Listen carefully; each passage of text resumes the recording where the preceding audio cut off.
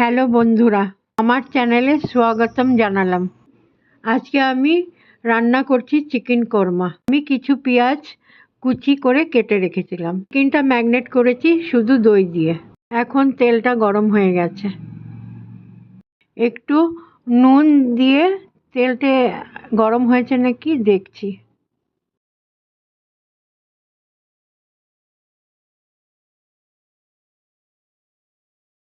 এবার খাড়া মশলাগুলো তেলেতে দিয়ে দেব। এলাচি, দারচিনি, জিরা, তেজপাতা। এবার কাটা পেঁয়াজগুলো তেলে ছেড়ে দেব।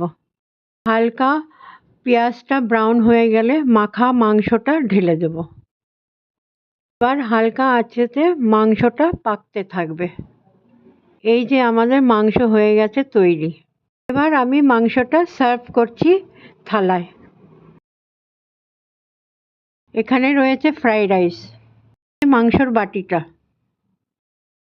এখানে আর একটা রান্না রয়েছে মালাই চাপ। দুপুরের রান্নাটা শেষ করলাম গাজরের হালুয়া দিয়ে।